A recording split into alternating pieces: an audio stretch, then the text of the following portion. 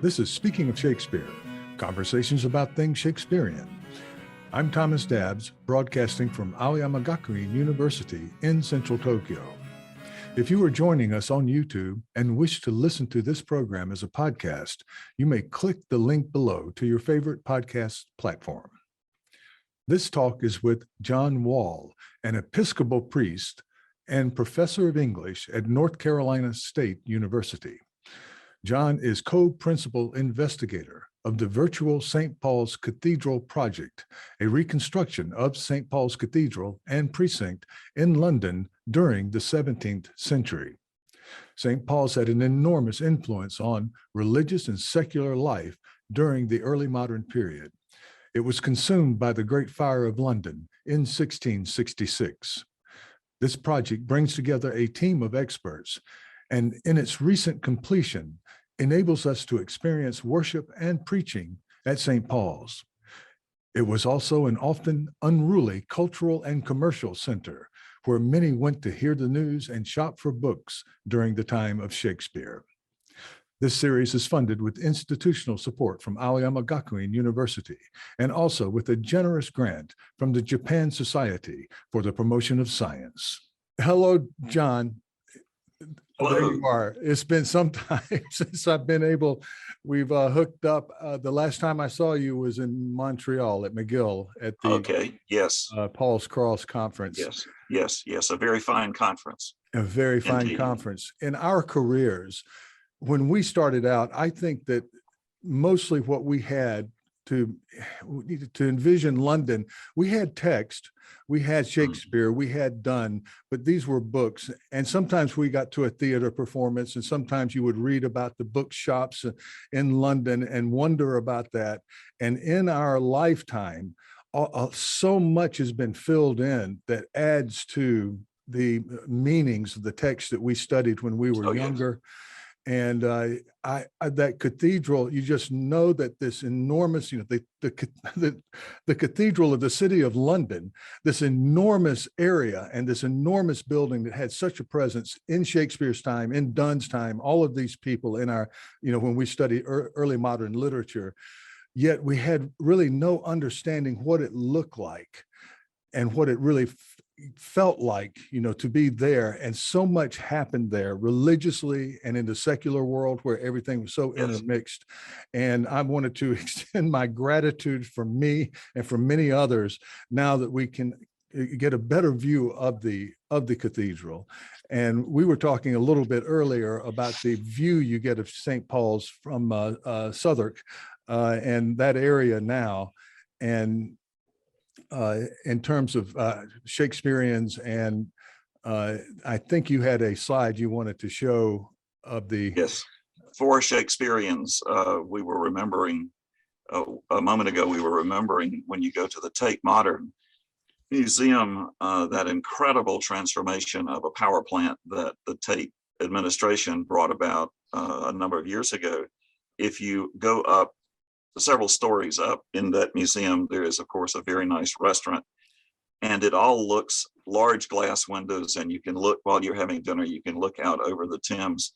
And what you notice immediately is how St. Paul's, the Wren's St. Paul's Cathedral, today's St. Paul's Cathedral, rises up, dominating the skyline. And of course, the same thing was true in Shakespeare's day, although the cathedral was a very different building. Let me just go there. This is Vischer's view of London from the south bank of the Thames. There are several of these panoramic views of London from the late 16th and early 17th century, this Vischer's and Holler's. In Holler's view, the cathedral itself is a little less imposing. It is not quite as tall a building. All of this is perhaps due to the fact that Vischer apparently never actually went to London, and he created his panoramic view, drawing on other people's views of the city. But here you have the south bank of the Thames, and there are the theaters, and looking across the river. Of course, they did not have the Millennium Bridge that links the Tate Modern with the city of London. But looking across the river, there is the cathedral rising up, dominating the skyline, as in many ways it dominated the religious life of the city. The role of a cathedral is kind of interesting. The role of a cathedrals usually do not have congregations, because the congregation of a cathedral is the entire diocese, in this case, the Diocese of London. And so the worship life of the cathedral is conducted in effect for the entire city. And so the building rises up and really kind of takes charge of your view. It did in the 17th century as with another building and another architect. It does today. Yeah.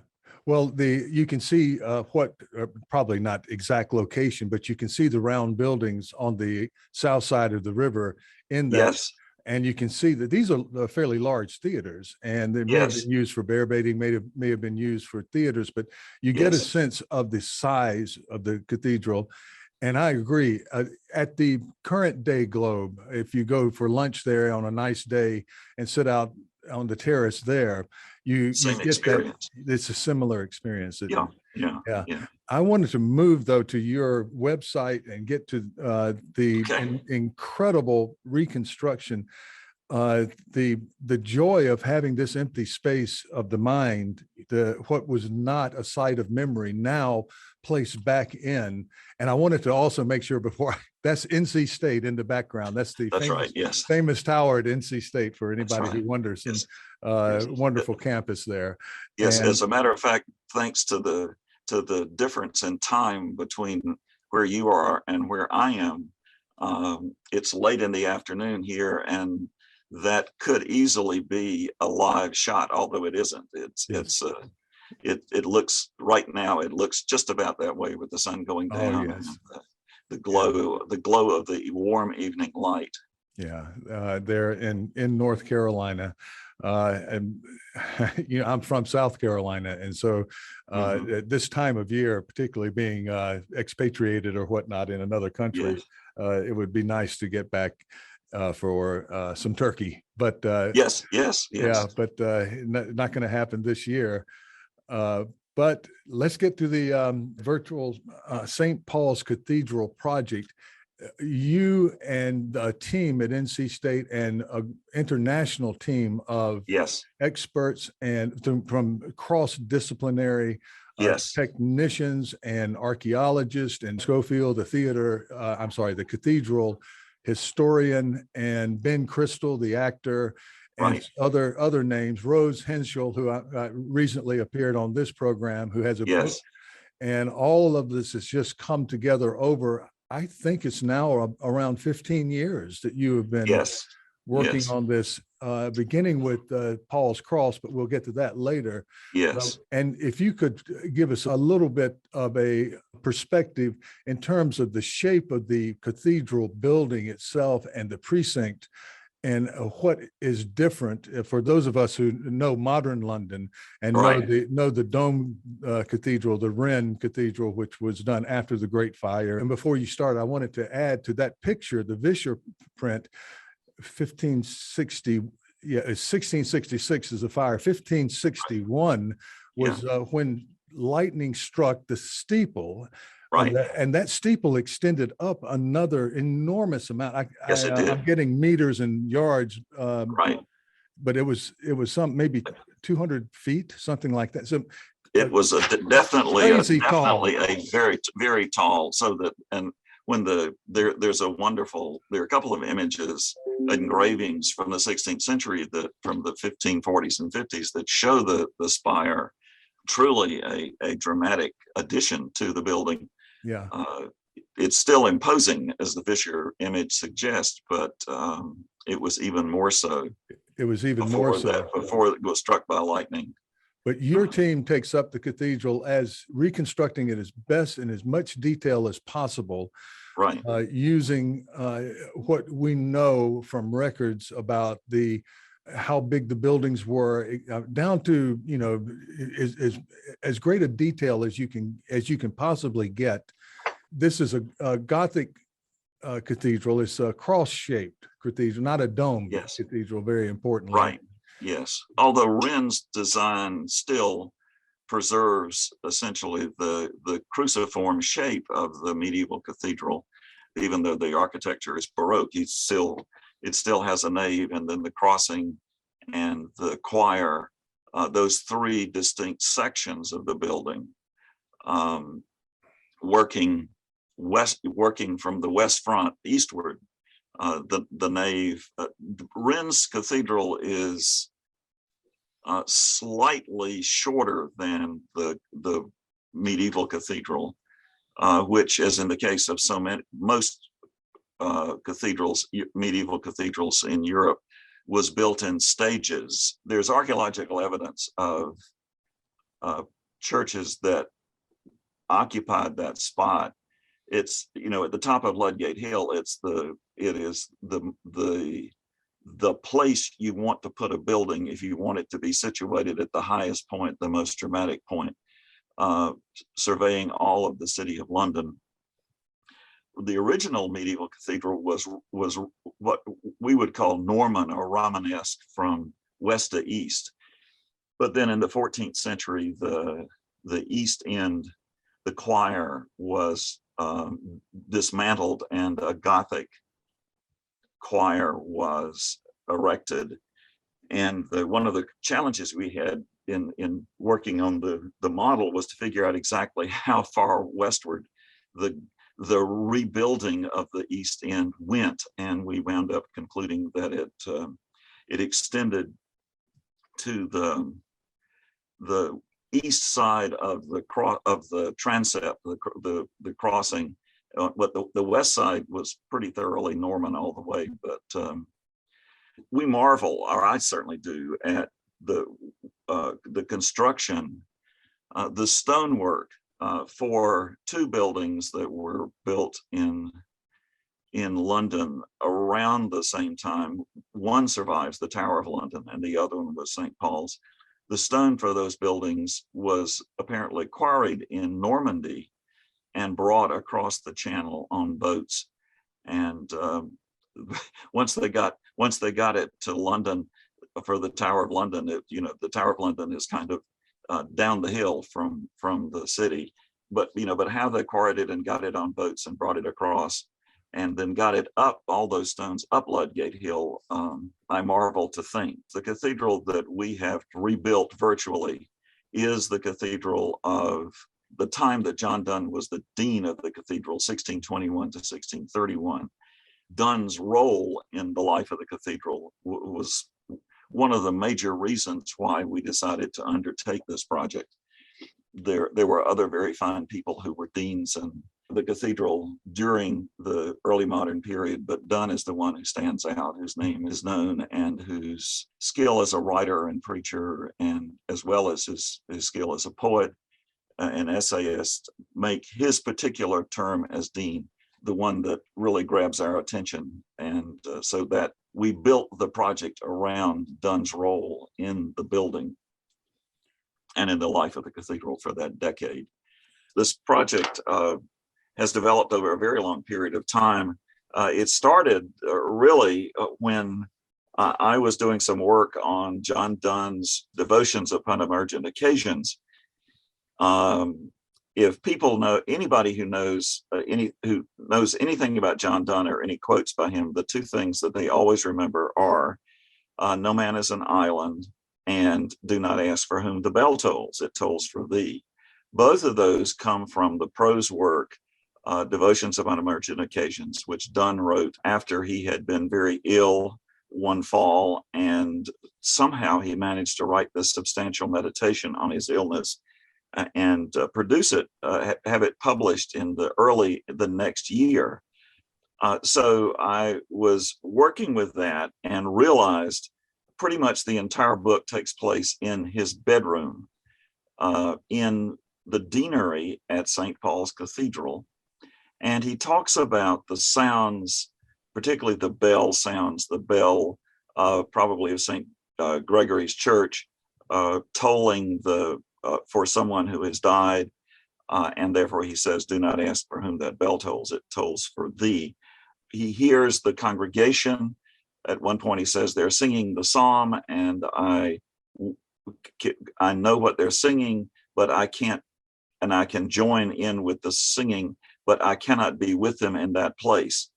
I also came to learn that he, in the process of writing that devotional work, makes reference to the apocryphal book Ecclesiasticus 10 or 15 times, not the kind of thing that you would expect him to draw on for dealing with coming to terms with his illness. Well, all of these things are references to the physical space in which he was living and working as the dean of St. Paul's Cathedral. And the bells that ring, the part of the acoustic landscape of London in the early modern period, and the references, the biblical references he uses, like the citations from Ecclesiasticus, most of them are drawn from the Bible readings that were scheduled according to the lectionary of the Book of Common Prayer for the period of time in which he was ill. So that sense that the structure and the argument, I mean, the argument really of the devotions is the real problem that he has when he falls ill is that because he's ill, he cannot be part of the corporate public worship of the cathedral during his illness. He's separated from it. And he says at one point, I know that God is in church. God is with the people who are gathered in church. But here I cannot join them. And is God with me in this place? Woe be unto me, he says, if I am really alone, if God is not with me. And so he locates himself in the geographic space. He locates himself in the liturgical space. He locates himself in the religious practices of the cathedral during the time of his deanship. That really was the beginning. It was that awareness that this most famous of Donne's works is really grounded in the liturgical life, the physical space, the community of people who lived around the cathedral and went to worship in the parish churches that were part of the cathedral site, St. Gregory's on the west end, and St. Faith's, which was in the basement of the choir. And the acoustic space too. And the acoustic, yes, the acoustic space, all of that coming together. It's all part of the context for that very, very important work of Donne's. So I also became aware that there were significant documentation of what this building looked like, in part because it was St. Paul's Cathedral, certainly the most important church building in London, and probably therefore the most important church in all of England. Two competitors really might be Canterbury Cathedral, where the Archbishop of Canterbury was the senior church official, and perhaps York Minster, where the Archbishop of York was located. But St. Paul's, as the biggest church, the major liturgical site in London. So there's an enormous amount of visual documentation of the building, most of it pretty good, some of it not so good, but that's another story, and you can read that if you look at the website for the Cathedral Project. Now that architects were using digital model building programs to create new buildings, and I figured, okay, if you can make a realistic model of a building that doesn't yet exist, you can make a realistic model of a building that used to exist but does no longer. So I began to look for colleagues, and fortunately here at NC State we have a very, very fine college of design, and I met a young assistant professor named David Hill, who was on the untenured at that point. David said yes, he would work with me, and that we could draw on the students in the Master of Architecture program, which he was supervising, to do a lot of the model building. With that as a beginning, we tried applying to the National Endowment of the Humanities for funding to do this, and got nowhere. And so I learned that one of the pioneers of using digital modeling technology to recreate models of buildings that no longer exist was a man named Bernard Fischer. And his big project was a project called Rome Reborn. He and his colleagues have created a wonderful website in which they have recreated Rome around 300 AD. It's sort of the height of the Roman Empire. You go to Rome and you see the Colosseum, sort of part of it's still there, but part of it is a ruin, and all the other buildings. And on his website, you can see all of those buildings, the capital of Imperial Rome, in exquisite detail. So I went to see him. I told him what I wanted to do, and he said, yes, you can do that. And then he said, and you can hear it too. And he went on to talk about acoustic modeling technology, the way in which you can now create a space. And if you prepare a recording appropriately for use in this process, you can hear something you record as though it were in the space that you have made the visual model. Okay. And so the second step was to find someone who would help with that.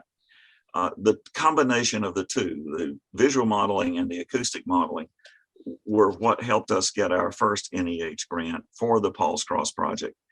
I was having trouble finding someone who could help me with the acoustic side.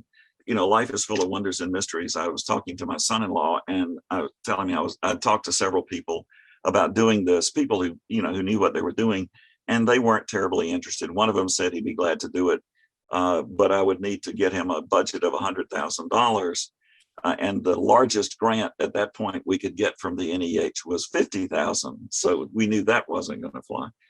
But my son-in-law said, why don't you talk to my friend who is an acoustic engineer who works for an engineering firm in Cambridge, Massachusetts, Ben Markham. And Ben collaborated with us, and it was Ben and his colleagues at a Syntec in Cambridge who did the acoustic modeling for the Paul's Cross project.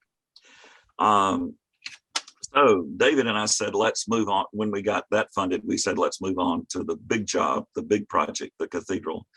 And we applied to the NEH. And at that point, the NEH said, what we really need right now is for you folks to develop an open source acoustic modeling package instead of contracting this out to professionals who would use software that's $4,000 or $5,000 a copy. And so just at that moment, I learned that the College of Engineering at NC State had hired a brand new engineer, an assistant professor whose PhD was in acoustic engineering. And so I went to see him. His name is Yun Jing. And I said, Yun, would you help me with this? And he said, yes, I will do that. And he said, let me show you the kinds of things that we do here. So he took me down to one of the labs in his building in our engineering program and introduced me to a young man named Seth Hollinsworth. Mm-hmm. Now, Seth was obviously extremely bright, and he was doing all kinds of interesting things. He showed me how the acoustic modeling process works.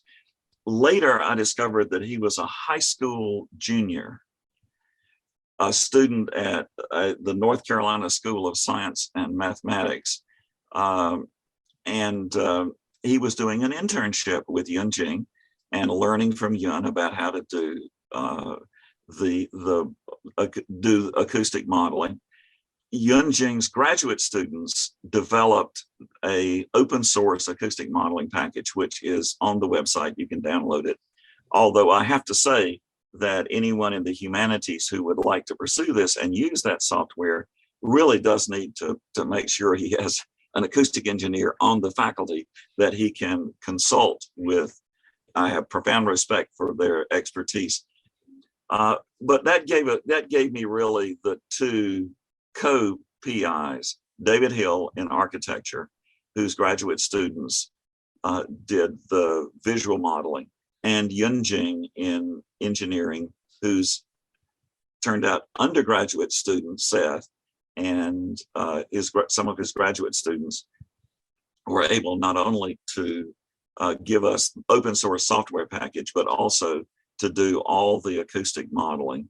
And Seth wound up, after he graduated from Science and Math, he enrolled at State and worked for us all 4 years of his undergraduate career. He graduated a year ago, but was able to finish up the modeling work just in time before he graduated. For me, it's been a process of developing an understanding of what is possible technologically and how that technology can help us create in the case of the Paul's Cross project and also the Cathedral project, the potential to experience events that took place a long time ago, as though we were there. On the website, I call it materializing the ephemeral. And on the architecture side, we worked through, we employed at least a dozen of the graduate students over the years, from the very beginning of the Paul's Cross project all the way through the Cathedral project. And the two who have been the most active over the final push to the end, a young woman named Caroline Cox, who created the 5-minute long fly around video of the outside of the cathedral, and a young man named Austin Corrier, who took the work of the generations of graduate students before him and brought it to fulfillment, doing what the architects call rendering, adding weather, adding aging, adding color, adding light appropriate for the time of the services that we are modeling. And one other young man I have to mention, Gray Isley. Gray worked with us doing some of the basic modeling on the cathedral when he was a Master of Architecture candidate. Then he graduated and went out and practiced professionally for a while, and then came back to the design school's PhD program. And he's the one who developed the virtual reality component. There are lots of images from the virtual reality version of the Cathedral project that are on the website, but you can also download the VR program and either use it on your computer, or if you have an Oculus Rift or one of the other headsets, you can put that on and really create for yourself an immersive experience of this space. We couldn't have done this without the students. I could not have done it without the support of all the colleagues, especially David and Young,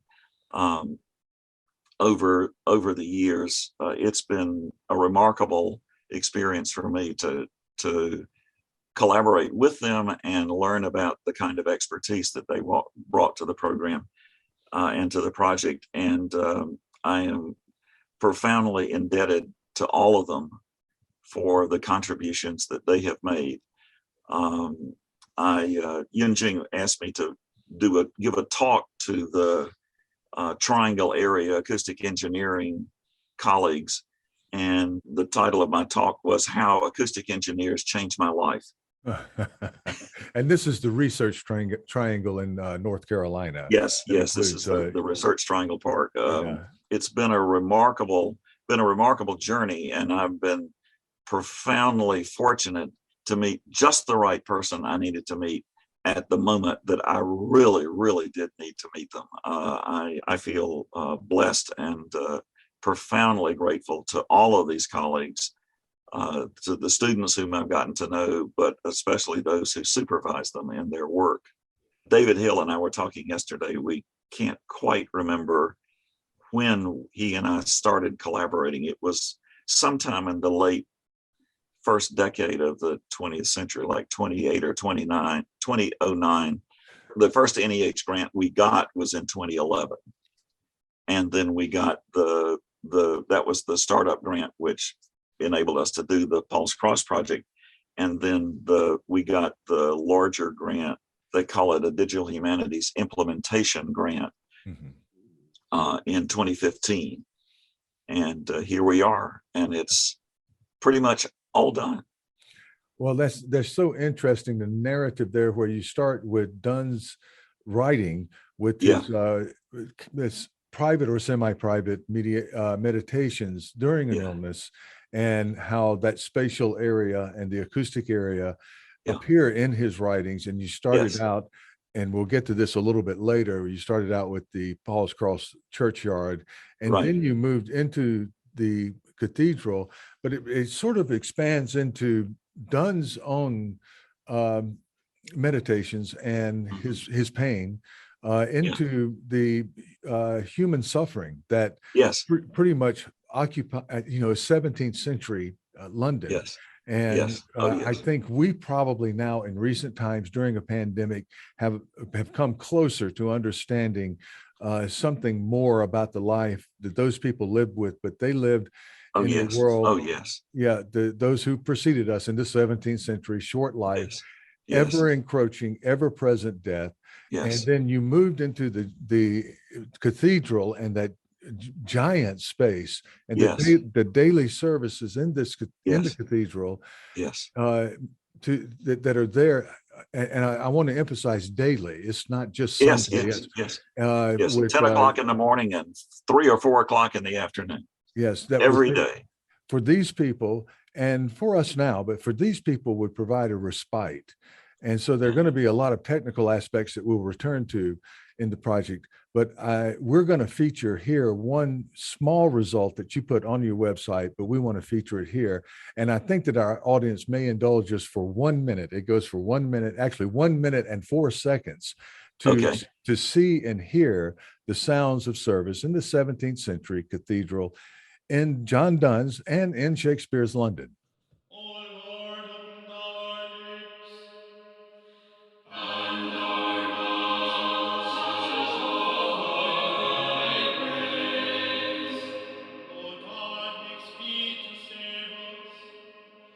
O Lord, make haste to help us.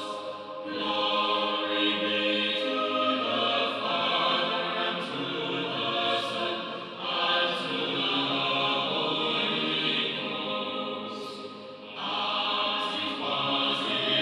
beginning, is now, and shall be, world without end.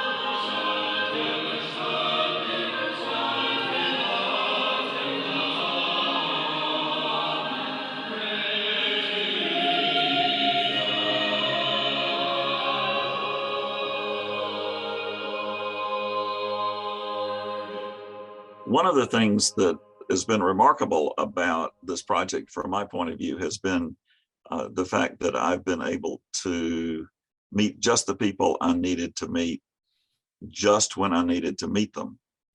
And the shining example of this, in 2008, I was looking for an expert on the fabric of St. Paul's Cathedral and various kinds of other structures in London. And I talked to, I had gotten to know a man named Gordon Higgett, who is an architectural historian and particularly interested in religious architecture in the early modern period. And he recommended that I talk to a man named John Schofield. John at the time was the official archaeologist for St. Paul's Cathedral. He is, in fact, just retired from that post. John is a distinguished archaeologist and architectural historian. He worked for many years for the Museum of London and the Museum of London Archaeology. He's published a slew of books and many, many more articles on various aspects of the built environment of early medieval and early modern London. When I contacted him in 2008, John was in the process of finishing up a book called St. Paul's Cathedral Before Wren, which is in fact the history of building on top of Ludgate Hill. I have my copy behind me. Yes. I love that. Yes, please. Yes, it is. Yes, indeed. And John was in the process of finishing up that book. At Gordon Higgett's advice, I wrote John, told him what we were trying to do, and he responded that in fact he was interested in doing exactly the same kind of thing, but he had not been able to get anybody to fund him in creating a digital model of pre-fire St. Paul's. And so we agreed in 2008 to combine forces. And therefore he was part of the original grant proposals for the Paul's Cross project, and continued with us. He came to Raleigh. We had a sort of opening day celebration of the Paul's Cross project in 2013. And John came over from London and gave a talk at that event. And he has been our companion and partner in this project from the very early stages all the way through to the completion of the cathedral project. We fell into a rhythm of, the students in Raleigh would create an image, create a model, and render an image, and we would send it to John, and we would wait nervously until he responded.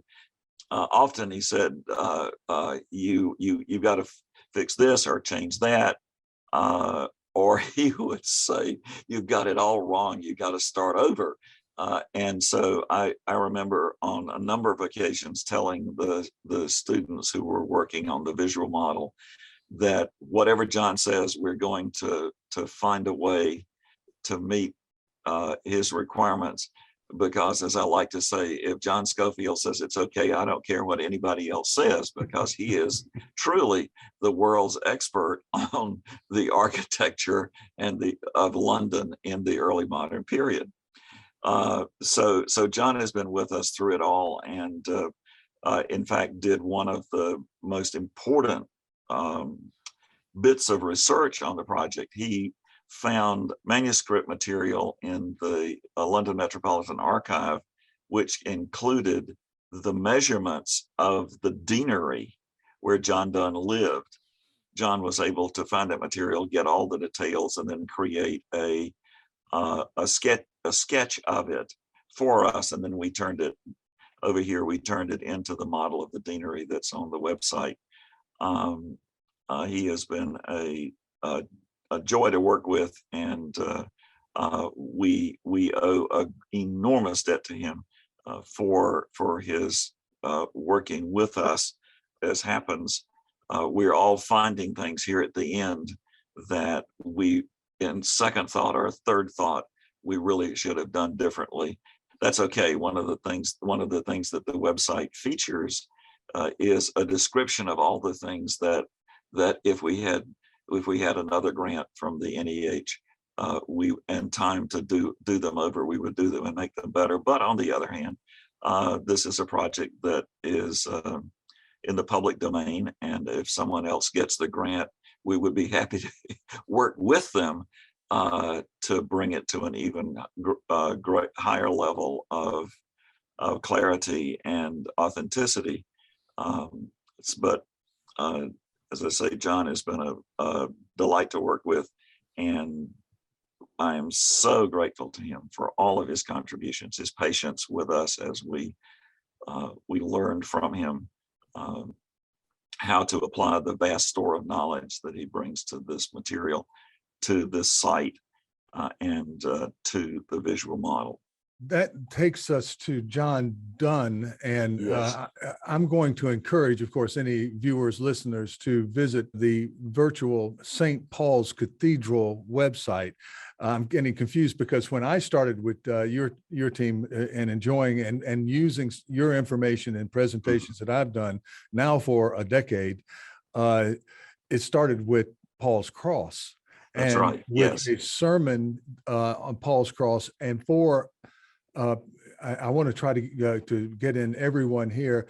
The city of London, for those of us who know London, we sort of think of the center now as being maybe Trafalgar Square, maybe the area. You think of Big Ben, you might think of Harrods or over in the Hyde Park region, that sort of thing, maybe West End, but none of that was developed. It was all there. The church, the cathedral as it stands now, would be on the west side of what's now the borough of London. And because of that incline, Ludgate Hill and the Ludgate of the city wall that surrounded, right? So that's the position, and that's the city at that time.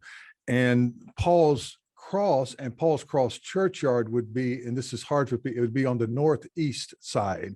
That's so right. If you're looking across the river from the Globe or from the Tate, it would be on the other side to the to the right a bit.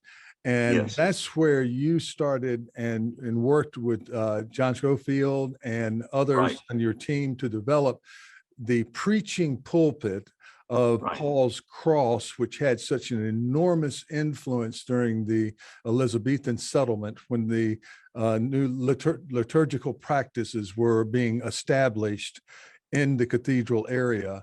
It was really Paul's Cross where I don't want to say the ideology, where that the new religion, the Reformed religion, was established. And so let's talk a little bit about the beginnings with the Paul's Cross project. Yes. One of the reasons I started the project because of a real deep belief that the religious life of the religious life of England in this particular point was an exceptionally important part of the broader culture. People were required by law to attend church on Sundays and holy days. The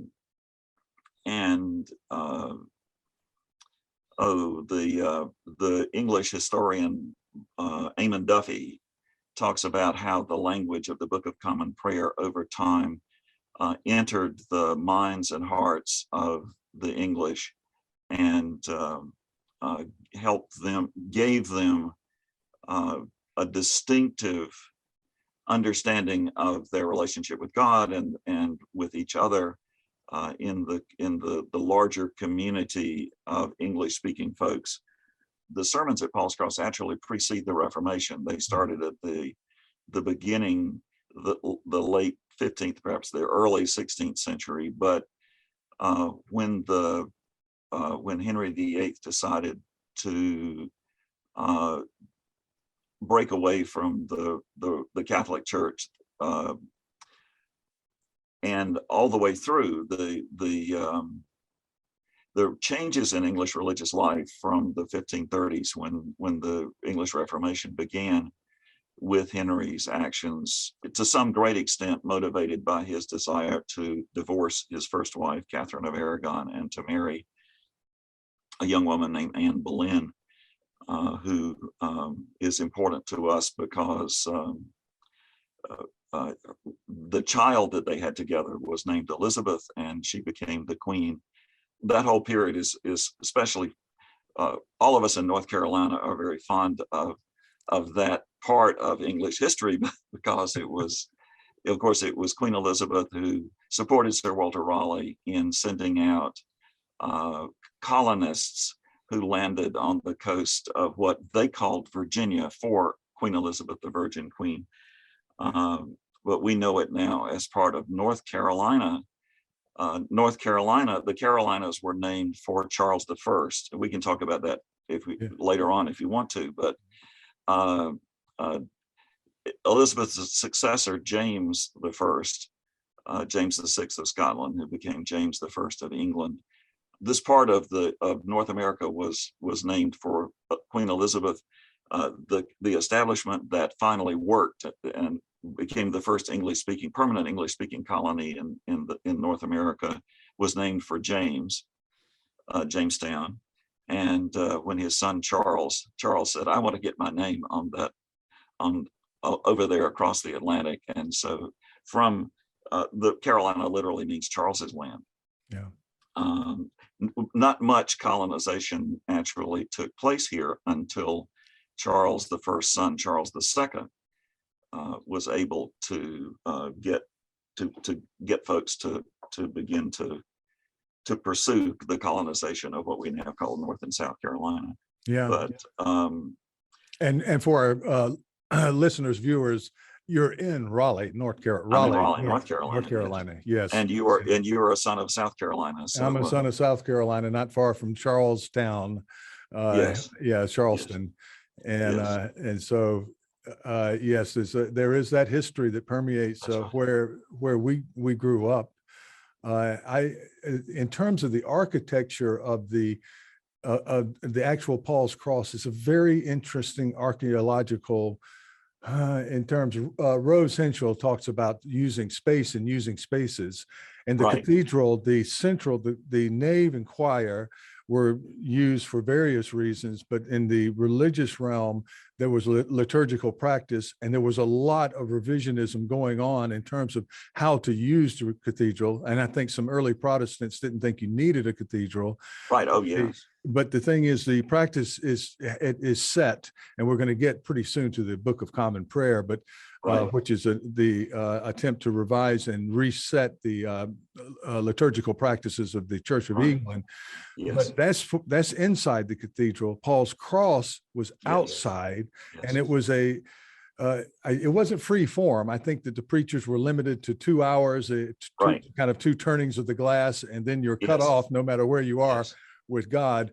But you pretty much had, for that day and time, you had a wide berth about how you could interpret scripture and talk about your position in this church that was reforming and reforming and reforming. There wasn't just, the curtain didn't just drop with the Reformation.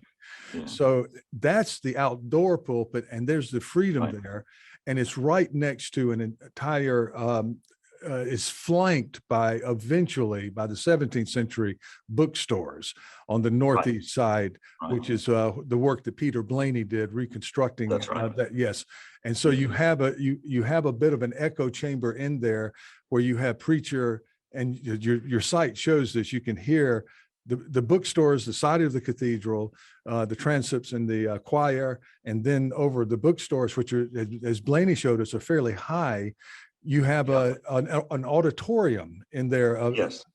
And you have the sermons being printed and Bibles being printed.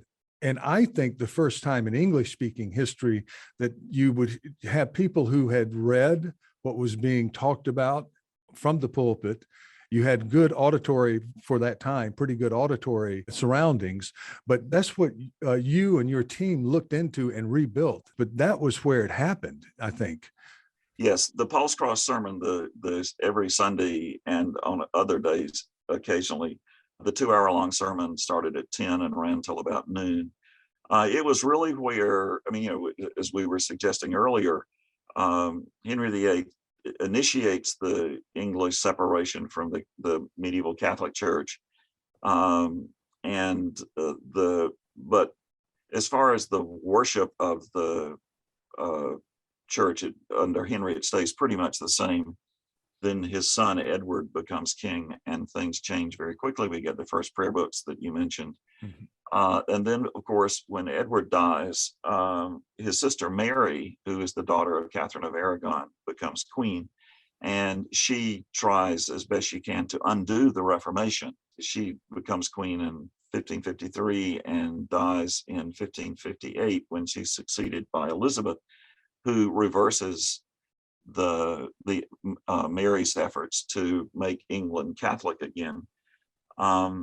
So this shifting back and forth, someone worked out that you could, in the space of one lifetime, you could have gone from Catholic to Protestant to Catholic and back to Protestant all those many times. But Paul's Cross was a place where the issues of the Reformation, the arguments for it and against it, were conducted depending, and the tone of them, the position that the preachers took, tended to reflect who was the monarch and what their position was, the monarch's position on the religious affairs of the day. One of the questions with the Paul's Cross project, that was our proof of concept project. We were in the process of applying to the National Endowment for the Humanities for money to learn how we could recreate the look of these buildings and also the sound of the buildings and the sound of the worship services that took place, and recognized that Paul's Cross was a project that was doable with a limited amount of time and money. And so we did. We started building the model of the cathedral and the churchyard. We, of course, built the model of the preaching station. It's a little cupola,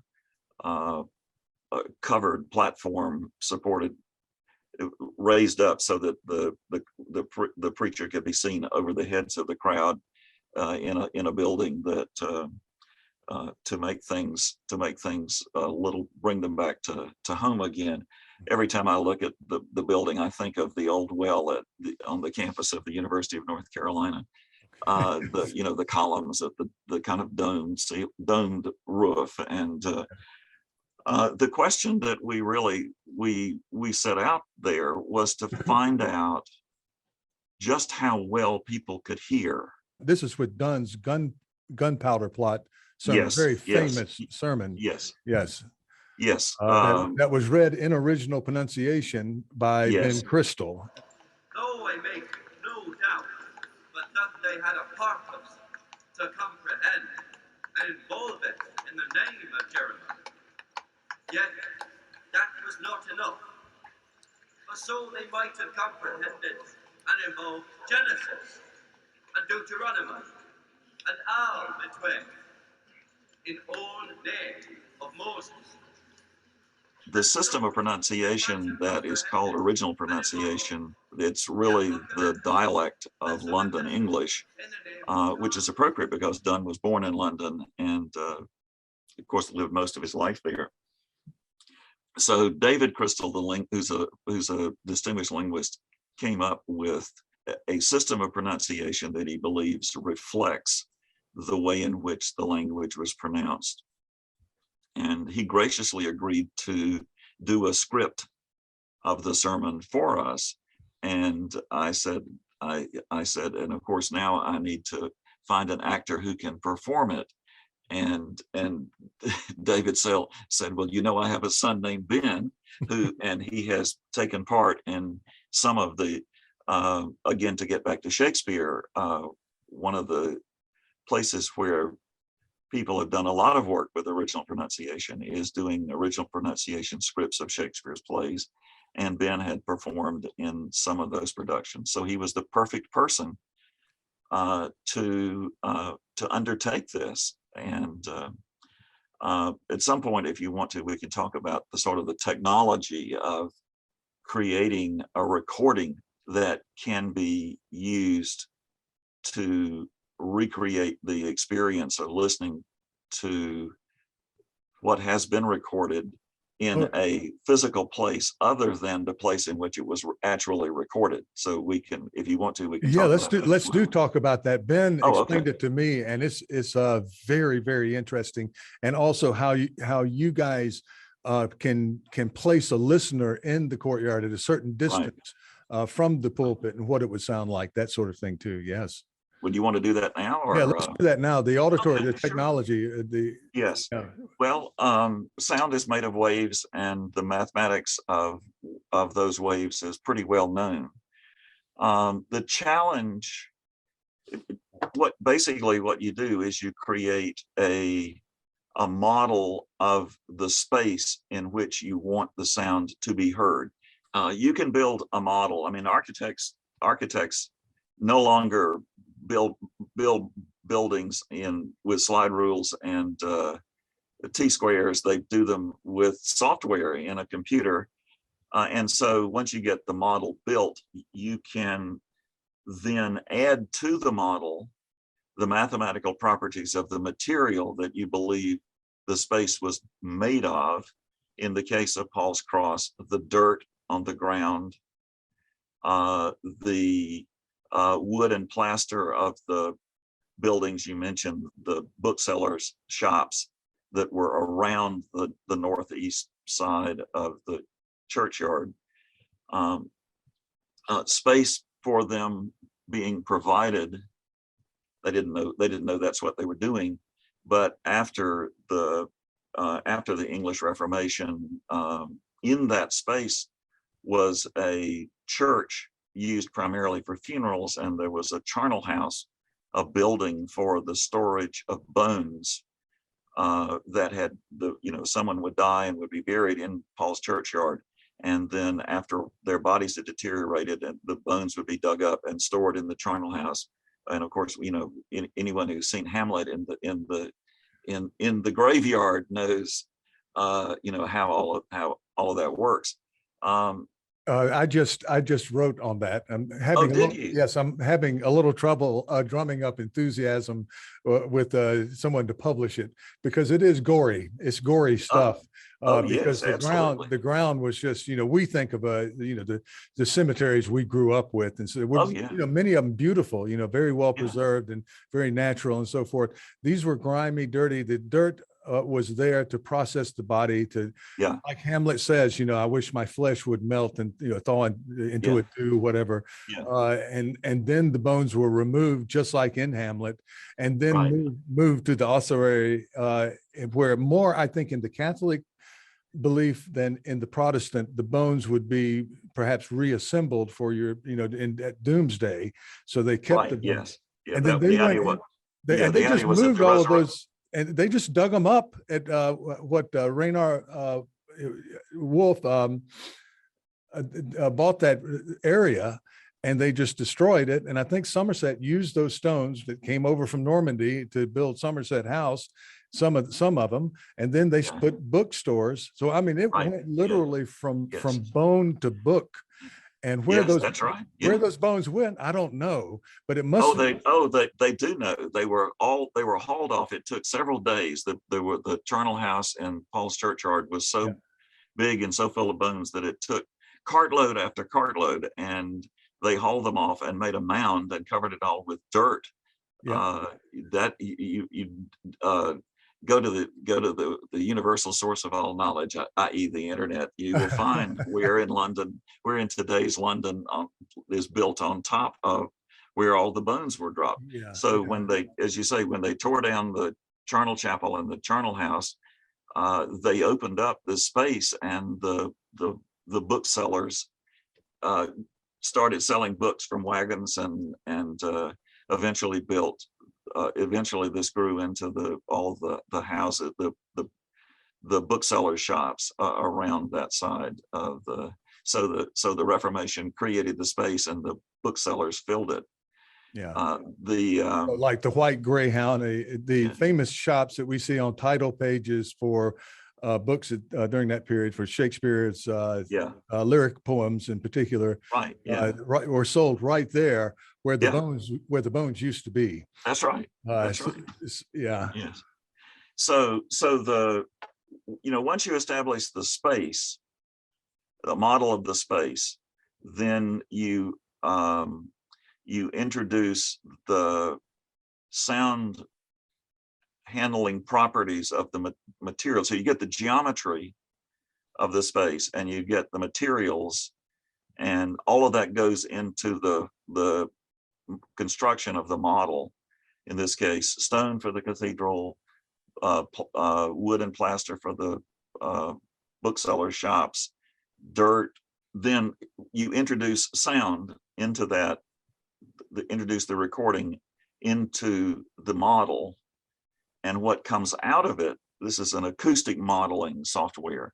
What comes out of it is the sound that you put in at one end of the project. It comes out at the other end, sounding as though you were hearing it in the space that you have created digitally. And you can choose your listening position anywhere in the space that you have modeled. So in the Paul's Cross project, since we were interested in how well a crowd of people could hear, you can listen to all of Donne's 2-hour-long sermon from a number of positions, but you can listen to bits of it from 8 or 9 positions. The story about Paul's Cross was that it was this place where the issues of the Reformation and the different positions on the theology and the beliefs and the practices of the church at any particular time were being discussed and argued and debated. So the question is, how well could people hear them? How effective a means of communication for these critical issues does this particular platform turn out to be? And it actually turned out, as you know, that the space created a kind of natural amplification system, and that so long as the crowd was well behaved, anyone could hear the preacher in a space that's about 120 feet by 150 feet. And in the presence of crowds that are estimated to be as large as 4,000 to 6,000 people. On the Paul's Cross website, you'll see our discussion about just exactly how much space that many people would fill up. And as a result of that, I decided that the people making the estimates were probably inflating the size at least a little bit, but nonetheless, people gathered there and stood. And it says something about the importance of religion in the culture of this period, that people would stand and listen for 2 hours. Yes, and they're standing on a burial ground. That's right. Yes. And that brings up another name, Arnold Hunt, and his book, the excellent book on the art of hearing, because hearing is so important that you have limited literacy. Their estimates range, and there was literacy, but there was a lot of illiteracy or semi-literacy. Oh, yes. So speaking the word and remembering what you heard was very, very important. And I think there's great evidence that probably they were better listeners, perhaps hearers than we are. Yes, I think that's true. The professional estimates of the literacy rates in this period tend to go up and down. They used to be, the thought was that maybe 80 or 85% of the general population would be illiterate in our terms. And now people are developing much more sophisticated understandings of what literacy consists of. So just because you didn't sign your name, just because you put an X on your marriage license when you signed it, instead of signing your name, doesn't necessarily mean that you were illiterate in our sense. In fact, people were in the educational system of the period. People who were able to go to school were taught to read before they were taught to write. And so you might actually be able to read if you did not continue in school long enough to learn how to write. Your X is the best you can do, but nevertheless, you can actually read the written or printed word. One of the things that I'm working right now on is a project to sort out ways in which the worship according to the Book of Common Prayer, which calls for responses by participation by the congregation, responses to, the Lord be with you and with thy spirit, to recite together the Lord's Prayer, the creeds, the confessions and other things. How did that permeate? How did that creation of an active and participating congregation, how did that get communicated to people? And so something to look forward to. Yeah, well, let's talk about that a little bit more. And I want to. It's kind of difficult for us because we have to go back and forth between technology and cultural history, right, and also the geophysical nature of what we can see on the site. And I wanted to say very clearly that from your website, there's a navigational pane at the very top where you can, yes, and that's kind of what we're doing. We're segueing back and forth. Yeah. But I think with the Book of Common Prayer and with the idea of a congregational understanding of the liturgy and how things we're going from the, Paul's Cross pulpit back into the choir area inside the cathedral and service and worship. And the key word in your efforts to materialize the ephemeral, that's from your web, materialize the ephemeral. It has disappeared, but it's been brought back, and there's some wonderful music that we will be playing here, or it may already Yeah. have, and how it sounded within the nave and in that structure. And if you could tell us a little more about how that works, worship service, Yes. and what the Book of Common Prayer meant to the public who attended those services. Yes. Yes. So let's talk a little bit more about the technology. We talked about the creating a model of the space that in which you want to hear the sounds that you produce. In the case of Paul's Cross, the Paul's Cross sermon, crowd sounds as well as the sound of the preacher.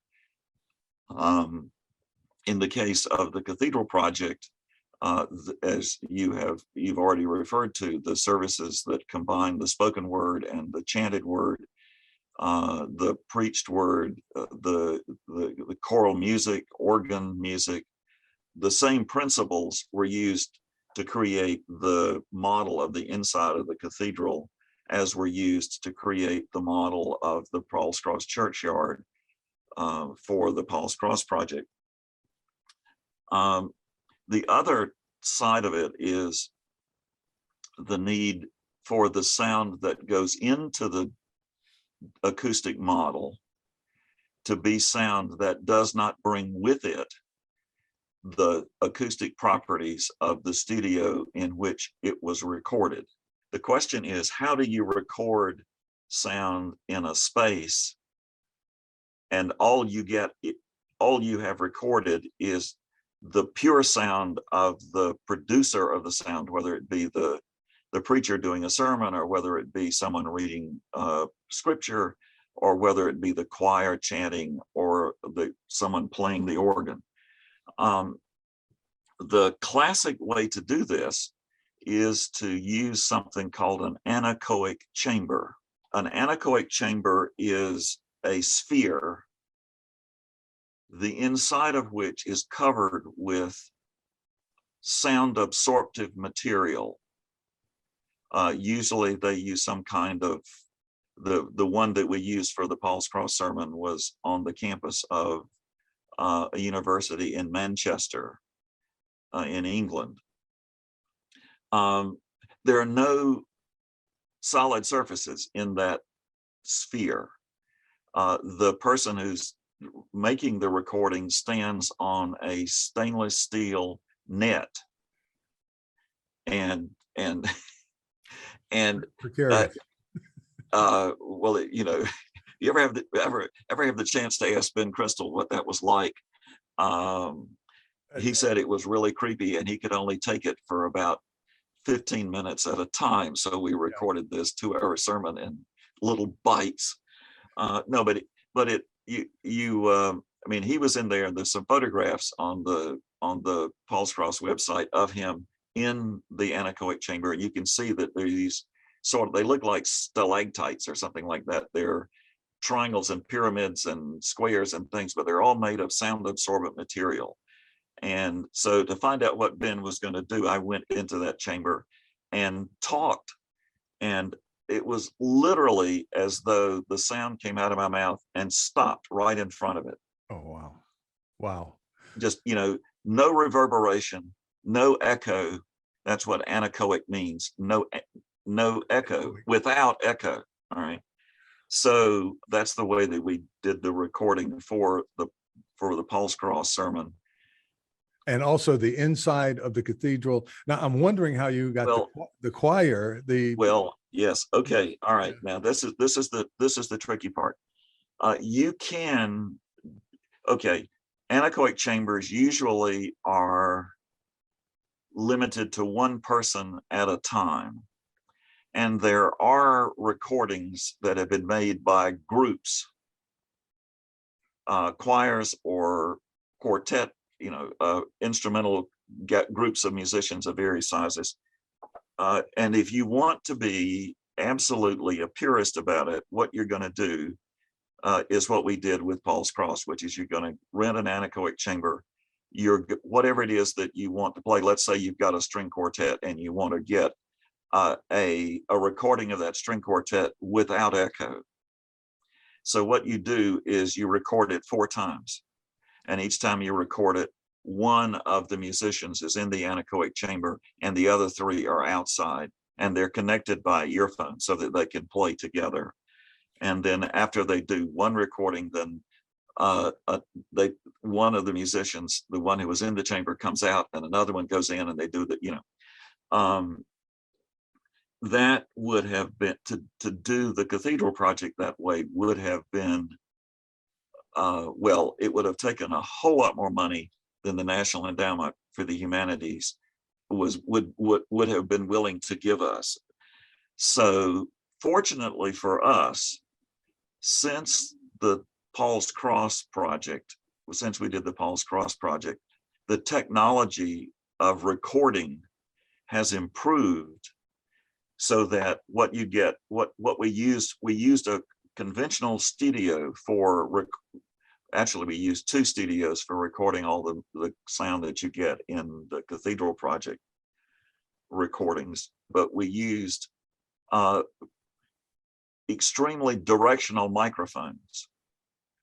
So that, and each speaker, each singer, each person recording, whether it was spoken word or song or whatever, each person had his or her own mic.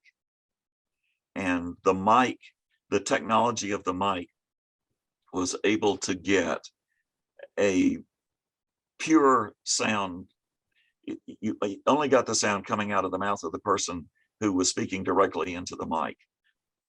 And then all of those individual recordings were then blended together, were combined into the recording of the whatever particular thing this was, whether it was a prayer or a canticle or an anthem or whatever. And then that was what went into our acoustic model of the choir of St. Paul's. Who were the singers? The singers were the choir of Jesus College, Cambridge University, Okay. under the direction, again, to get in one of the names of the people to whom I owe such debt. Richard Pinnell was the choir master, and our advisor for all the music was Roger Bowers, who's an emeritus professor of music history, again at Jesus College in Cambridge. And they worked together, drawing from the repertory of music that was composed for worship from the Book of Common Prayer in the late 16th and into the early 17th century.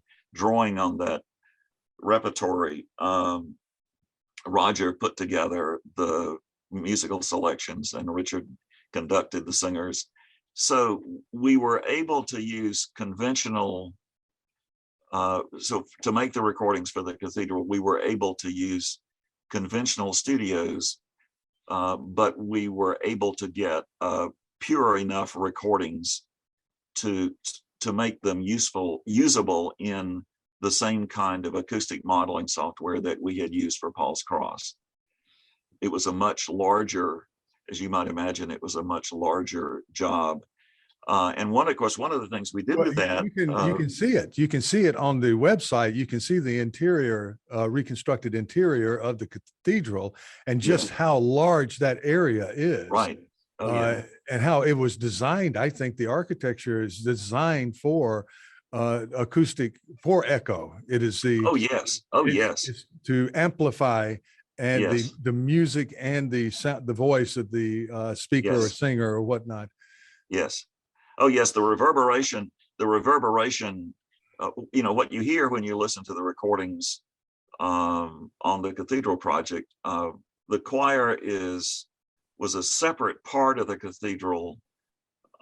We talked about this, we glanced at this point a little while ago, but in the medieval period, the cathedral was used, parts of the cathedral were used for very different things. The choir, the East End, was used for worship services by the cathedral chapter in cathedrals that were run by monastic communities. That's where the monks did their worship services.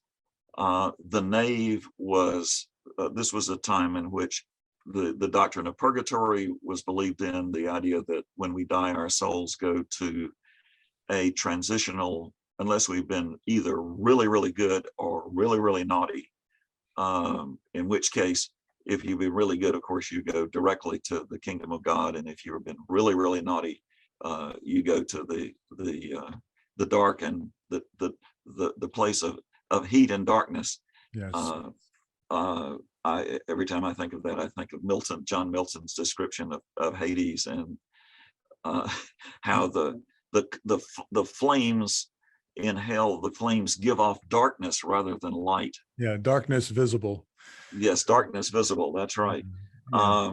So the Like idea that was that, chamber that you put Ben in. well, or that probably was invisible darkness. well, no, well, yeah. Ben said that it was so unusual. We simply are accustomed to hearing our own voices in one kind of space or another, and so we believe that our voices sound like the reverberating voices that we create when we speak in a particular space. And there's, the sound went out, and it just vanished. So he Well, John, I wanted to talk about yes, the nave a bit and the uses of the Yes, nave. I talked with Rose about how, of course, it was a public gathering area, and yes, where there was a lot of news mongering and gossip, yes, and some theft, some cut right, purses yes, in there too. And it was yes, it could be kind of dirty area, but the nave is there for a religious reason, and I guess it's for large assemblies, mass. Maybe the meaning, the word mass, for large assemblages of people, and also actually not. Okay. Actually not. In the Middle Ages, when people, along with the doctrine of purgatory, went the belief that your time in purgatory would be limited by how the good deeds that you had done when you were alive, but also that good deeds done after your death, the good deeds could be done by your descendants or other people who did good deeds in your name, and that would help you get out of purgatory quicker. Mm-hmm. So people of means who died would leave an endowment to pay a priest to say mass on some regular schedule to promote and the good work that they had funded. Saying mass was a good work in and of itself, and so you would pay a priest to say mass for the repose of your soul, and that would help you get out. So as a result of that, the nave of St. Paul's was full of altars. Yes. All right. And so altars that are designated to prayers for the dead. Yes. Okay. Yes. And you can see that from the aerial, one of the aerial views, you can see the cells along. Of course, you can see it on your website too. Yes. Yeah. But after the Reformation, one of the things the reformers did was to the Reformed churches did was to abolish belief in purgatory, and so that those practices were stopped. And so, I think Rose says that even before, after all, the nave of St. Paul's Cathedral was the largest enclosed space in the entire city of London. As we know, the English climate can get a little damp and windy from time to time. You imagine 30 or 40 priests lived in Paul's Churchyard, and their job was to say mass every day. And so they were going about their work, but they were saying masses just by themselves. They didn't need a congregation to do that. And so people, because it began to be a gathering place, even before the Reformation, but after the Reformation, when the side altars were abolished, the nave was pretty much turned over to whoever showed up. Now, it is the case that sometimes when there were big church meetings at the cathedral, the nave would be used for processions after the Reformation, but that was a kind of annual or maybe semi-annual kind of activity.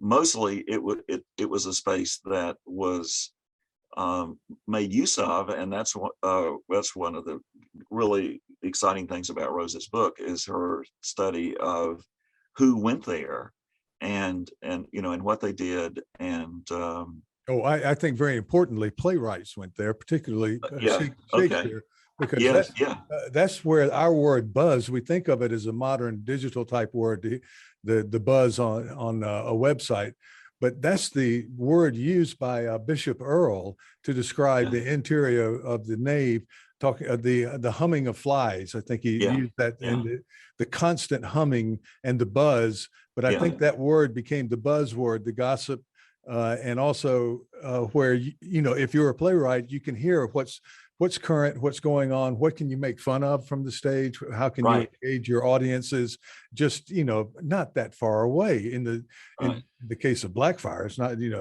almost a stone's throw, but yeah, just across the river, yeah, you get to see recreations. Sometimes I think of the activity in the nave and yeah. even in the churchyard. Every once in a while, the bishops would the Bishop of London would do a visitation, and he would send out in advance a set of questions to ask the clergy and the staff of the cathedral of St. Paul's how things were going and were they doing the things that they should be doing. And on their responses to these visitation articles in the period we're talking about, they complain about how noisy the people are who gather in the nave, and uh,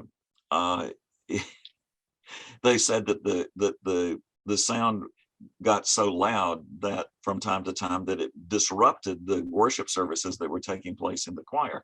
Now, in one sort of section of the cathedral, the website, there is an effort to try to recapture some of that. We got some crowd noises, and we're playing our oralized services going on, and then you can hear several different levels of sound that is coming over the choir screen and into the choir. And the person, I have to admit that the person our acoustic modeling person said, now, we didn't really go, I'll do it, but he was reluctant. It sort of, he felt he was compromising his integrity a little bit, because we're not quite as careful when we did that. In other words, we made an acoustic model of the choir. We did not make one of the nave. So how shall I put this? That particular little bit of the website is really, really more for demonstrating an idea than it is to replicate a historic event. Yeah. And I Yeah. hope people But hope but in order to be authentic, to have authenticity, there would have right. to be ambient sound coming from the nave. I mean, it Yeah. was a big, loud place sometimes, and Yeah. Oh, there I was. There's I no can't question. imagine a service being held there unless you just try to keep people out. Without that kind of human traffic. I'm thinking of modern cathedrals and how they're guarded. When you go to one in Europe and there's a service on, and you're let to know right off the bat, you don't take your hat off, number one, and Right. and they let you know, stay quiet, because any Yes. tourist, going around the little cell areas and those little altars and so forth can disrupt a service very quickly. And I don't think they had quite I don't, the word would be policing, or No, I there don't was think none so. of it. Yeah. No, no. Uh, The nave was with the rare exception, the nave was pretty much turned over to secular purposes. yeah. Simply people who met there because it was there. Yeah. And it became, as Rose tells us, it became a place where people of fashion Yeah. came they dressed in their fashionable attire, and they processed a lot back and forth, Yeah. talking to each other and showing off the quality and style of their wardrobes. And Yeah. Well, that brings us back to the drama again, because of yeah, course Shakespeare, Mercutio's description of Tybalt, and as a well, he uses several different words depending on the text, but the or the addition, but basically Tybalt being one of these pretentious types, phantasm, fantasy, and saying, Yeah. using bonjour instead of hello, and, Yeah. and being like that. And it's Right. many, many times in Johnson's Shakespeare where there's these types are satirized, the pretentious types. Yeah.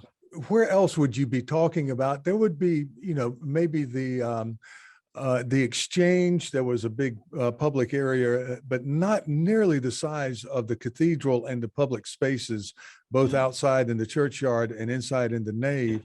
So when you're lampooning certain public types in public areas and crowds, the church has to be the cathedral has to be in play in the minds of the audience. Yeah. Oh yes, absolutely. Absolutely. No, it was well, it really, one of the things, if you look at a map of London in this period, you realize that the cathedral covered an enormous amount of ground east to west. And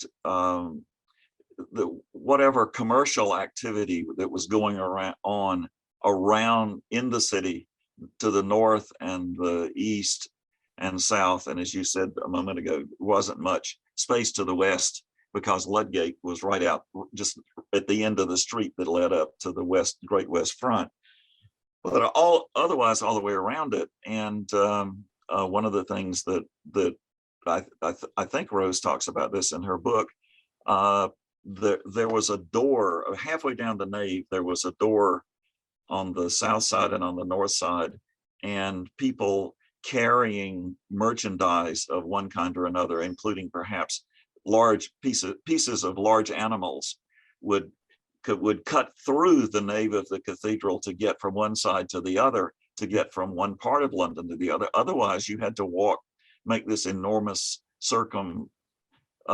navigation of the cathedral to continue on your journey. Oh, and yes. So, you're right. It was. That's been mentioned several times. Rose does, and Mary Morrissey, and I think Miller McClure, going back to his early study, kind of seminal remarks. Yeah, oh yeah. You can just see there's not on the north side. The streets are just very narrow, and the nave is wide. Oh yeah, yeah. Makes perfect sense, and those doors are big. Yeah. Yes. Absolutely. Absolutely. Just take the shortcut right through the building. Church. Well, you wanted to talk about the Book of Common Prayer. Yeah, I wanted to go to Common Prayer, and I do too, because this is one of the contributions that I think that our project makes to the study of not just the religious life but the broader culture of early modern England is the way in which it recognizes how the Book of Common Prayer scripts worship across the country. I mean, this is Thomas Cranmer in the preface to the very first prayer book, the prayer book of 1549, says that heretofore there have been many uses, many it's not kinds of service books, but many different versions of the service book in use across the country. And he says, heretofore there will be but one use. And so one of the other things, the question of how did the use of the prayer book deal with the question of literacy and illiteracy. The other question is, how long did it take for there to be enough copies of the Book of Common Prayer for them to be generally available again across from one end of the country to the other, north, south, or east, west. The prayer book, in a very real sense, what Thomas Cranmer did was to take the liturgical life of the monastery and condense it and make it the basis of the religious life of the entire nation. Monastic communities gathered for services of prayer and Bible reading 7 times a day. and Cranmer took those 7 and pulled text from several of them and pulled them together into 2: morning prayer or matins, or evening prayer or evensong. Both of those terms were in use, and it's turned up in the prayer book itself. And so what the prayer book does then is it creates, in morning and evening prayer, it creates a practice and discipline of regular and sequential reading of the Bible. If you and priests, people who were ordained to the priesthood in the Church of England, took an oath, and still do, to read morning and evening prayer every day. In Cranmer's what are called lectionaries, the lists of the readings, there's specific readings from the Bible for each day on the calendar year. And it would be a chapter in the morning and the evening, a chapter from the Old Testament and a chapter from the New Testament. So that the Old Testament gets read through once a year. The New Testament gets read through 3 times a year. Mm-hmm. And then the Book of Psalms, which the Book of Psalms has this place at the heart of morning and evening prayer. The Book of Psalms is read through once a month. So what that means is that that people who participated in this, clergy, as I say, were required to. George Herbert, one of the early biographers of George Herbert, says that Herbert went into his parish church every day at the hours of 10 and 4 and read morning prayer at 10 and evening prayer at 4. And his congregation joined him in this practice. And that before, as he went in, he would ring the church bell, and it says that people in the field, people working in the fields around the town where his church was, would stop because they knew what the signal meant, mm-hmm. what the bell meant. It was a signal that. In terms of in liturgical practice, so we're moving from a Latin liturgy in the Reformation to an English Book of Common Prayer in English. And that opens up everything, I think, in terms of these plowmen who are out in the fields and so forth, because if they can't read that well, they can hear what's being read over and over again. And through repetition, I imagine their knowledge of these biblical verses were far more profound. Absolutely. Yeah. And so you have this discipline of regular reading of Scripture, and particularly the Book of Psalms. And the Book of Psalms becomes a kind of model for some enriching of that practice. At St Pauls Cathedral, the Book of Psalms was divided up. There were 30 canons of the cathedral, or prebends of the cathedral. Each prebend had his assigned set of psalms, and they were part of the discipline of being a member of the cathedral chapter, was that you read your psalms every day. So that meant the entire nation is reading the Book of Psalms once a month. The chapter of St. Paul's Cathedral is reading the entire Book of Psalms every day. And then when you get to Nicholas Farrar and his religious community at Little Gidding, they read the Book of Psalms. Collectively, they read the Book of Psalms every day. Did they sing? I don't know. Perhaps because there were like at Paul's Cross, the congregation erupting into song at one historic, and the Sternholm Hopkins text was very contemporary with that. Yeah. Right. Yes. Yes. They were probably singing the metrical psalter, but there were musical forms of chant that you could use for any of the psalms. And then you had the metrical psalter, which was kind of a hymnal, in our terms, a hymnal for the early modern Reformed Church. Yeah. Then, in addition to the morning and evening prayer on Sundays, you would come to church, let's say at 10 o'clock, and you would have morning prayer, Then you would have the Great Litany, this extended series of interchanges that's prayer for you sort of, it's intercessory prayer that it sort of covers the waterfront, but emphasizes prayer for the monarchy. And then you have Holy Communion. And Holy Communion has a sermon in it. And this is what we do on the cathedral website. We have Easter Sunday morning, and you go all the way through, and you get, we needed a bishop. The requirement was that the sermon in the morning would be preached by a bishop or someone he assigns. And in the afternoon, the sermon would be preached by the dean of the cathedral or someone he had chose to take his place. And so you add up the numbers. These sermons, the indoor sermons are an hour long. And again, what we have on the cathedral website is the entire, all of these services sequentially and with the sermons. And if you listen to the Easter Sunday all the way through, it's going to take you 3.5 or 4 hours in the morning, and then you come back and you have another 1.5 hours in the afternoon.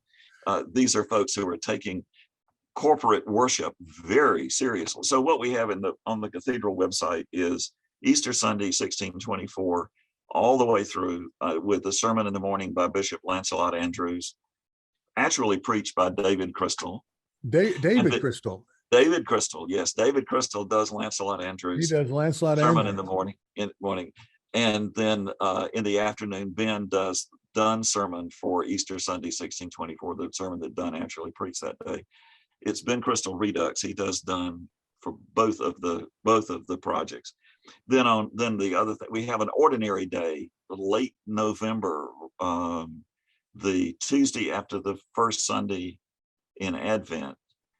Just a plain Jane ordinary day with morning prayer and evening prayer, and they are sung to sort of more ordinary, simpler tunes. And so on the site you can get the flavor of another day at the office worship. This is come and go every day.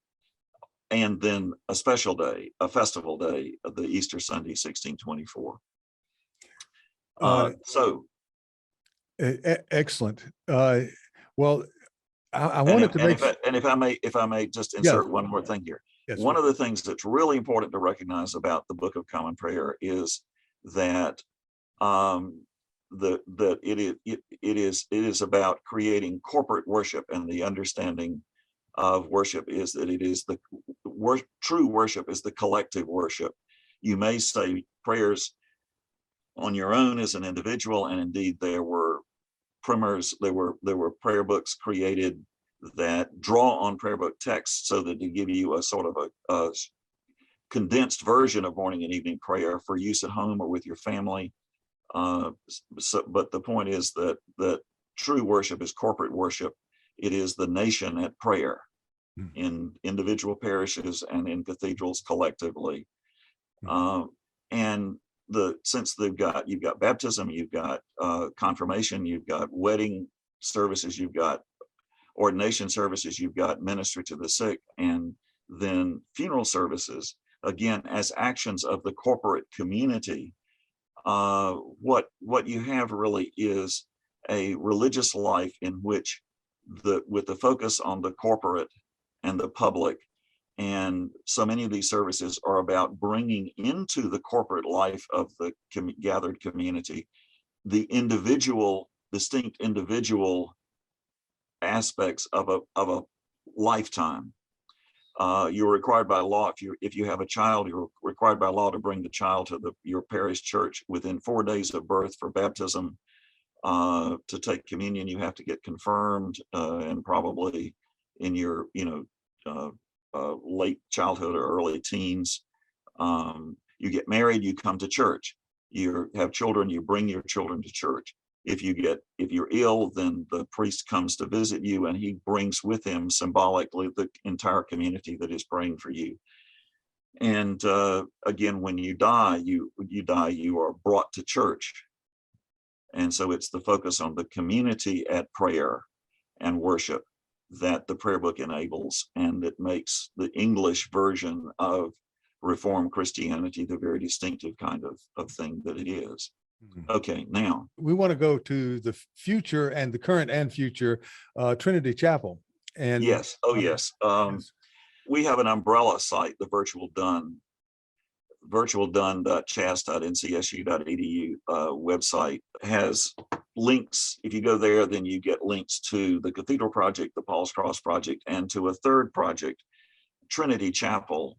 After Donne was ordained in 1615, one of his first jobs was to be the chaplain or the preacher to the Inn of Court, Lincoln's Inn. And while he was there, they decided that it was time to build a new chapel. So Donne helped raise the money for it, but then he got the job at the cathedral in 1621. 1623 rolls around, the Trinity Chapel is finally finished, so they have a service of consecration and dedication and invite George Montaigne, who was the Bishop of London at that point, to come, and invited John Donne back to preach the sermon. Now, happily, Lincoln's Inn was spared the Great Fire of London in 1666. So John Donne's Trinity Chapel is still there. It looks a little different than it did in 1623. It's a small Gothic building. It had 3 bays. And in the 19th century, when the community lawyers at Lincoln's Inn got bigger and they needed a larger building for worship, they extended it 1 bay westward. And they moved the seats around inside a little bit.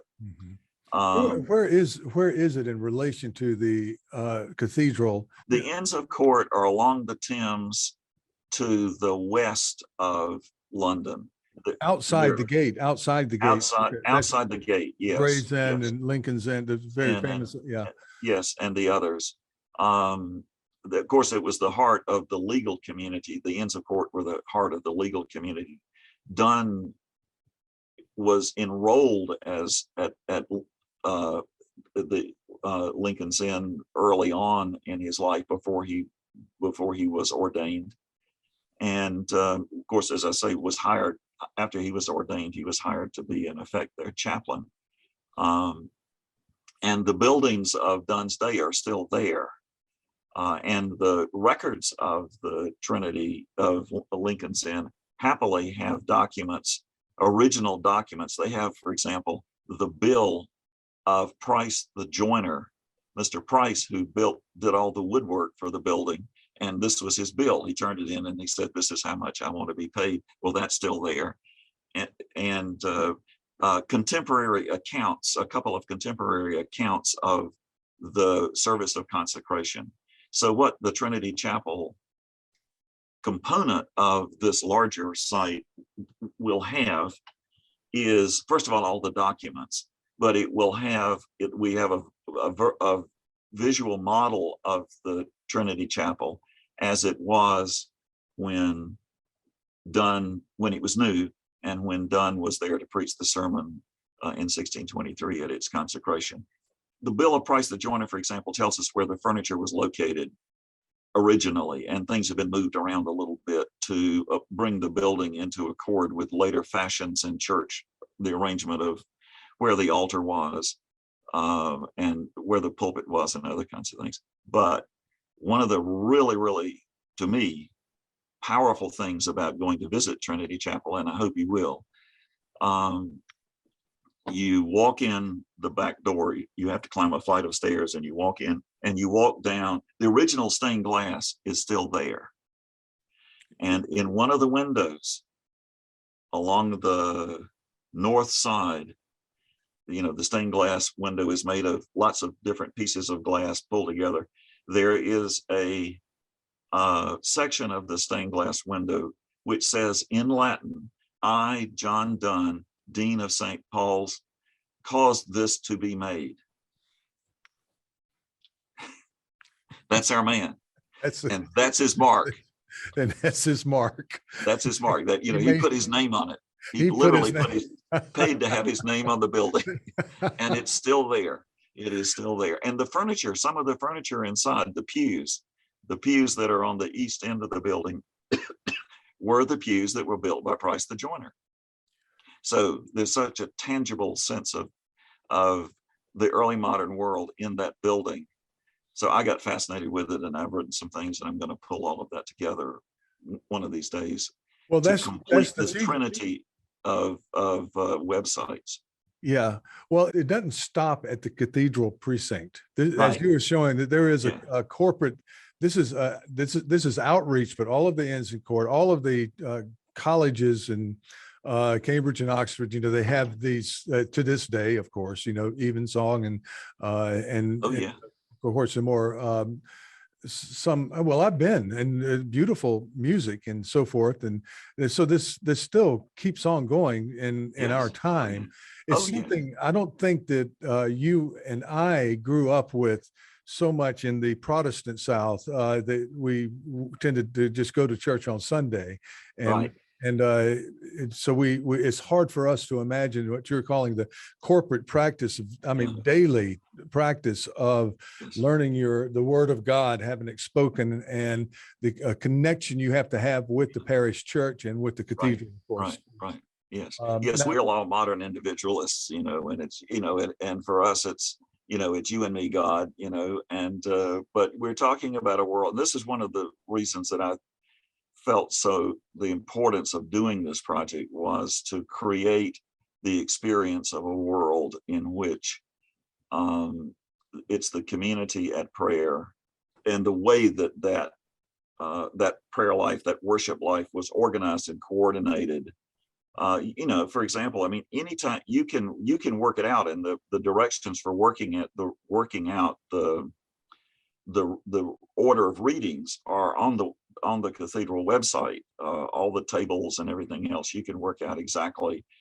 Let's say you're interested in a sermon that you knew was preached on what is today, November the 23rd, in 1625.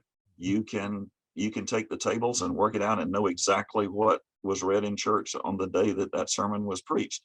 Now, the person doing the preaching may have just so much took that for granted that he didn't think it was important to refer to it, but nonetheless, he knew what was coming. Mm-hmm.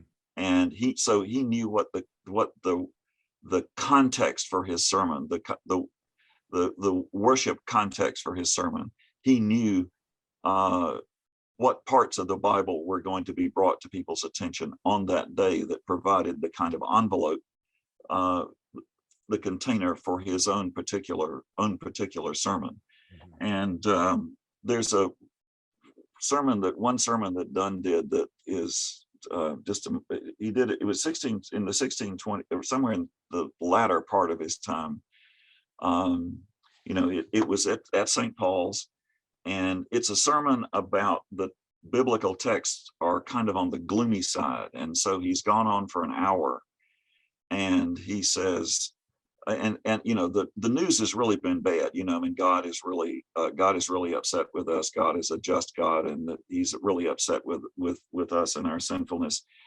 And of course, he turned the hourglass, as you mentioned earlier, and the sand is running. And the sand is the amount of sand left is getting smaller and smaller and smaller. And in the text for the sermon, he says, he said things are really bad. The news is bad. He says, but there is another point. And he says, is there sand enough left in the glass for one more point? There is not. I'm out of time. Then he says, but is there patience left in the congregation for one more point? And there must have been, because he goes on for 3 more pages in the printed version of this sermon, right? And when he gets to that point, he says, okay, one more point. The whole thing turns around. The whole thing turns around.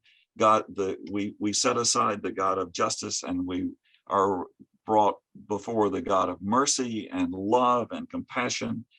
And the way that he weaves the content of the sermon, the way he weaves that around the conventions of delivery, and this is at evensong, and the use of the hourglass and the attention of the congregation, and all of those things, and just weaves it all into this what turns out to be a really powerful sermon, and the way he gets people's attention right at the end of it, when they're all sitting there and saying, okay, he's about done. He's got to be, I can see the sand, I said, okay, and that, for something like that to work takes a community that is accustomed to practices and to the language and to the rhythm of reading the Bible and the focus on the worship of the corporate community. It's really something. Well, as you can tell, I've been working on this really all my career, but particularly over the last 15 years, and I'm still as excited about it and committed to it as I ever was. well, the sand is running out of my hourglass, actually, because I have a class coming up. Oh my goodness! During what I'm teaching the Bible. Wonderful. They thrust the Bible upon me, and I wanted to. Well, good for them. Quick anecdote. Shakespeare teacher, the person who taught when I came to my university almost 20 years ago, and I'm in Japan, of course. The person who taught the Bible retired, and we had at that time a Miltonist on staff, and she was worried that they would give her the class, and she didn't want to do King James, and it's King James Bible. And right. So she was my senior at the time, and she approached me and said, "You're from the American South, is that right?" And I said, "Yes, that's correct." And you a Christian? I said, "Well, more or less, whatever. I grew up Christian." She goes, "And you're Shakespearean, so you have no trouble with the King James Bible. The class is yours." So dumped it on me. And I don't teach in terms, we have a class in Christianity, we have chapel and all of that here, but I do a kind of E.D. Hirsch sort of a cultural literacy thing where, my students in Japan may not know about walking on water, what that means. So for us, when we go through all of it. Anyway, that class is coming up in about 15 minutes, and I wanted to thank you. I know that your future is set for you, because this is like the cathedral. It has no end. There's more and more to be done all the time. Yes. Oh yes. And we can only hope that this breeds much more and of work of this type. And I know my colleagues in Japan, and also my friends in digital reconstructions in the digital humanities community, greatly appreciate the work that you've done. And I've loved your persistence over the years. And we'll look forward to seeing more from the project in the future. Thank you so much. Wonderful. You're so very welcome. Thank you. It's thoroughly enjoyed our conversation.